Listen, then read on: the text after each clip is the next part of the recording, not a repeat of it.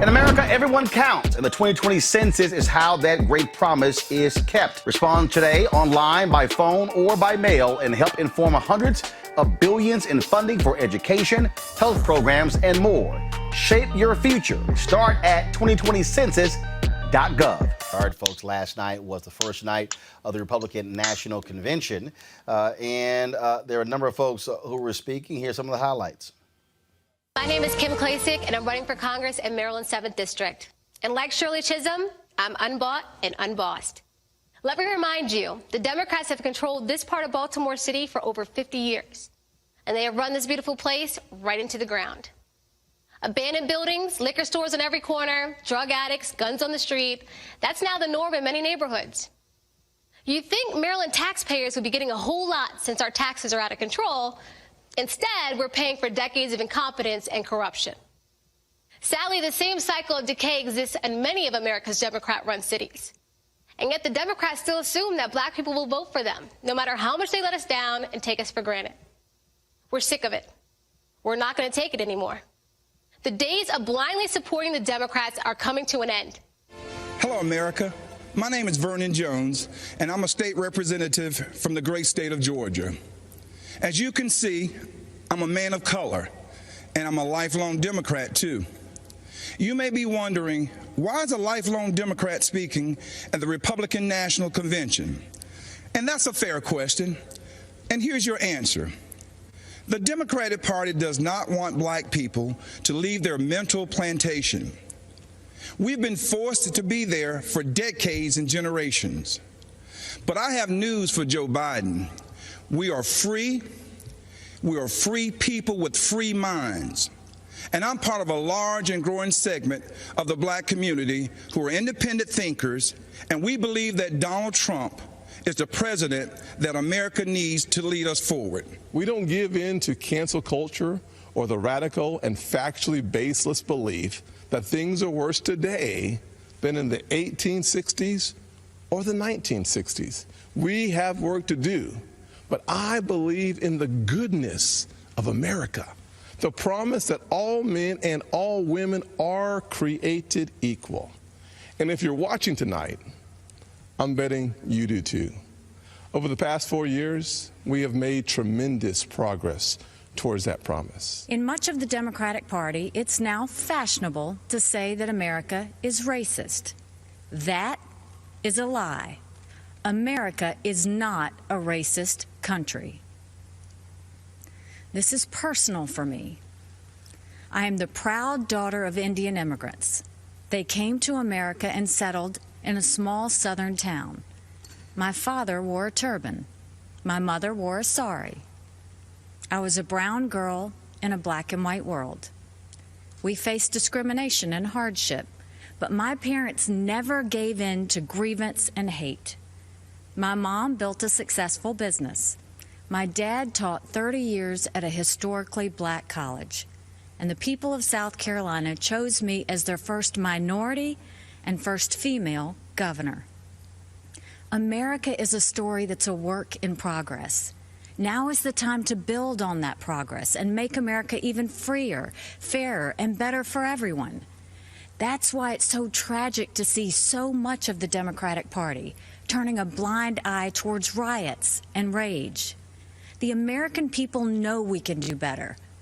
And of course we value and respect every black life. The black cops who've been shot in the line of duty, they matter. The black small business owners who've watched their life's work go up in flames, they matter. The black kids who've been gunned down on the playground, their lives matter too. All right, I'm just figuring out, where do I want to start? So, Malik, we'll start here. Let's deal with Senator Tim Scott. He said, we don't give in to cancel culture. Donald Trump last week was saying cancel Goodyear because they wouldn't let somebody wear a MAGA hat. That's cancel culture. The Dixie Chicks, whole bunch of conservatives and Republicans canceled the Dixie Chicks after they made their comments about George W. Bush when he was president. Donald Trump and Republicans have called for boycotts of a lot of people. Hell, conservatives have they initially boycotted Disney years ago over the issue of LGBT rights. So isn't that a lie that Republicans don't believe in cancel culture? I don't think that it's a lie I think we should have kind of break this conversation out. Sure, there are many people in the Republican Party, independent, libertarian, or whatever, who endorse this notion of, well, let's cancel you in the sense that we're removing all of your livelihood away from you because you may have said something that we disagree with or something. Yeah, of course that happens. So there is no such thing as an absolute at all. But no, I don't want to be clear. Tim Scott said, we don't, quote, we don't give in to cancel culture. That's just not true. Well, Roland, first of all, it's a convention. And so No. I'm only asking, is it true, yes or no?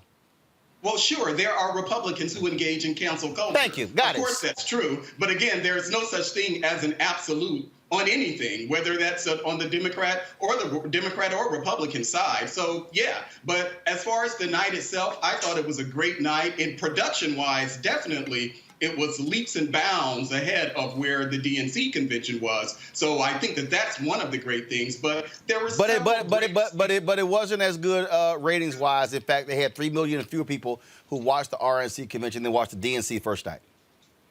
Well, that doesn't surprise me. I mean, we're a pretty divided country, so I doubt that very many people tuned in who are not, Donald Trump supporters or whatever. So that doesn't bother me. Or there could be the 3 million people who voted for Hillary Clinton who got 3 million more votes than Donald Trump. But go ahead. Well, sure, they could all be in California, which is where she got those 3 million votes. But and some other states. But go ahead. Yeah, but the point is that I thought it was a great night. We had a lot of great speakers, Maximo Alvarez, Tim Scott, Nikki Haley. I think that there was something that the party was really focused on as far as the diversity of the party itself. There were varied messages. Yes, there were some people that I could have rather done without being at the convention at all or even speaking. But overall, well, I could have done without Charlie Kirk. I could have done without. He opened it. Sure, he opened it for y'all. I'm not in charge of that, so I mean, I don't have to agree. I'm not one. I think maybe you think that you're accustomed to talking to a lot of partisans. No, actually, I'm just asking you. I'm just simply saying. Yeah, I mean, he opened it. I don't have to agree with every single aspect of my convention. When I was a Democrat, I did not agree with every single aspect of the convention. So I'm not going to go on air and just praise everything that my party did. Here's what I could have done without Charlie Kirk. I could have done without Kimberly. I can't pronounce her. Gilfo, I can't pronounce the last name. You mean Donald Trump Jr.'s girlfriend, who we can hear her speech with the volume turned all the way down? Hey, remember, this type of stuff happens. But again, overall, I thought it was a great night, great opener. I love Donald Trump. I got it. You said that 3 times already. But let me ask you this here. I did find this to be quite interesting, Brianna. Nikki Haley. America isn't a racist nation, and then she goes on to talk about the discrimination her parents faced when she was growing up. Nikki, really? And then, of course, what really bothered me is, and I keep saying this, the pimping of what took place with Emmanuel 9. She called this divisive symbol. She could not even call it the Confederate flag, wouldn't actually name it. But the thing about it, in which I have objected to Nikki Haley, her description of this, how we came together in a bipartisan way. No, it took black blood being spilled for that flag to come down. I'm not going to listen to Nikki Haley try to portray this as how there was a bipartisan deal where we came together and brought that flag down. If black blood had not been spilled in a church, that flag would still be flying above the state capitol in South Carolina. Yeah, I mean, honestly, Nikki Haley said America is not racist. But just because Nikki Haley hasn't experienced racism doesn't mean that others haven't. Even Don Jr. made mention of George Floyd. Donald Trump Jr. even called for an end to racism. So unlike Nikki, even Don agrees that we need to end racism. The difference is that we have different ideas on how to do so. And, really, we know she's full of it because Haley doesn't even use her correct name. She changed it right before she ran for office. So the statement that there's no racism in America in itself is so disingenuous, and it essentially denies any constructive dialogue that can aid racial healing. I mean, we just talked about the issues of, and she brought up, like, okay, we know Black lives are being murdered in the street. Is that not racism in itself? I mean, in Florida, there was a state representative, Dottie Joseph, who had to make a bill to give an unarmed Black man who's now paralyzed for life in a wheelchair his full compensation, because there wasn't a law already put in place. And so to even have the audacity to say, you know, America has no racism, it's just, it's they like to exaggerate. Here's, also, Michael, I got to have you comment on this one, to have Vernon Jones stand there. He said, quote, "We've been forced to be there." No one forced Vernon Jones to be a Democrat. No one forced him to run as a Democrat. No one forced it. This is what, to me, is idiotic. And it's amazing how Republicans love this plantation language, which I think is stupid, okay? I don't use words like, oh, you're on the Republican plantation, you're on the Democratic plantation. They only seem to use that phrase that applies to Black people, saying you're on a plantation. But Vernon Jones, who the hell is making you stay there? Vernon Jones could have left the party years ago, or never even joined the party, or run as an independent. But no, he ran as a Democrat for a reason, Michael. And then that's why, frankly, I think it was Miss Klacik, the Klacik, person running in Baltimore. Yeah, Kim Klacik. She's a Republican. You know, she's saying what she needs to say. But she's the, Republican. This guy, if he doesn't like the party, you're right, then leave. No one's, you're right, being independent. You said everything I was, could say relative to him. Hate to even waste breath on him. Yeah, but we've been forced to be there. I mean, I didn't get that. Just then leave. I mean, then don't be a Democrat anymore if you don't like what Democrats stand for. But last night was interesting. They're doing the best they can. I think there's an argument that can be made on how well they did technology-wise. They had a few days, almost a week, to see what the Democrats did relative to obviously the limitations of COVID, and could correct whatever they didn't like. So they did what they needed to do. I didn't watch. I watched some of the highlights today, and it looked like a typical Republican convention. Although I did find it interesting to listen to Kim, first of all, who has no shot at hell of beating Kwesi Mfume in Baltimore. Zero. She went through this she went through all of this sort of stuff. Folks, back to our Roland Mark Unfiltered video in just one moment. As our community comes together to support the fight against racial injustice, I want to take a second to talk about one thing we can do to ensure our voices are heard. Not tomorrow, but now. Have your voices heard in terms of what kind of future we want by taking the 2020 census today at 2020census.gov? Now, folks, let me help you out. The census is a count of everyone living in the country. It happens once every 10 years. It is mandated by the U.S. Constitution.